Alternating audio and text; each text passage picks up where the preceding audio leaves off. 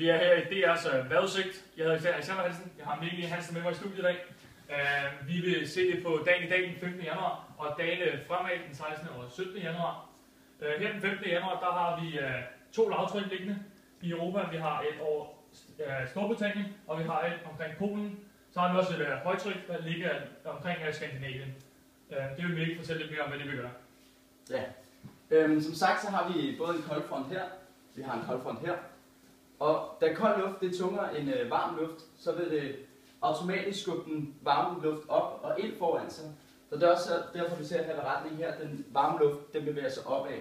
Typisk omkring de her fronter, så vil den varme luft medføre nedbør.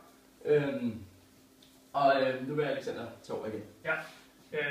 Et lavtryk, det fungerer sådan, at alt, der ligger under den normaltrykket på 1013 hektopascal, det kaldes et lavtryk, hvor alt over 2013 er et højtryk. Det er det, vi kan se her, og et lavtryk kan vi se her.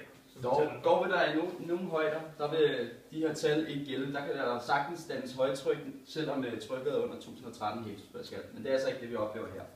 De røde halvcirkler, vi ser her, det betyder, at der er en varmluft, der er på vej mod en kold luft. Så det vil sige, at den varme luft her bliver presset mod den kolde luft, der kommer herover fra. De blå trekanter, som vi kan se her, betyder, at den varme luft bliver presset opad. Og det vil så sige, at der dermed er muligheder her omkring de blå trekanter, der er mulighed for nedbør. Altså som sagt, så indikerer de, at de skubber den varme luft foran sig og opad imod Danmark, som vi kan se her. Så det vil sige, lige her omkring nu, der ligger der en masse regn og nedbør her, ud over Storbritannien. Ja. Videre til næste dag. Der kan vi se, at det hele har skubbet sig sådan lidt mod øst.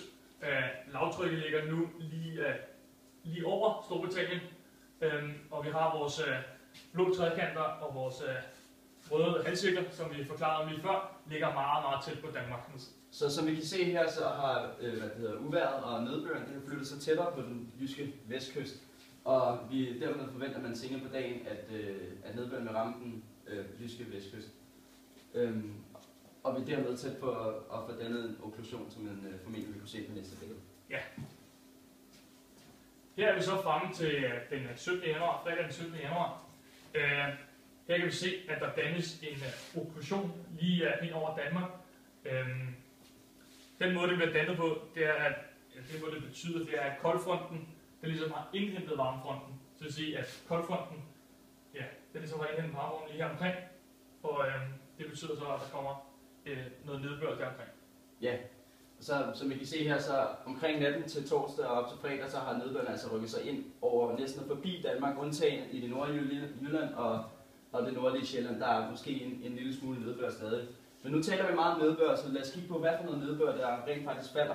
Ja, fordi her i den 17. januar, det samme billede, hvor vi bare har set ud fra temperaturen, det har været hen over Danmark, der kan vi se, at temperaturen i hele Danmark har været omkring 0-5 grader. Og ved 0-5 grader, der vil typisk blive dannet tynd regn eller direkte slud. Hvis vi kigger længere heroppe, så kan vi se, at temperaturen ligger på omkring minus 10-5 grader, så heroppe vil man måske kunne opleve sne. Men omkring Danmark, som sagt, store chancer for slud i den periode. Ja, tak for denne gang.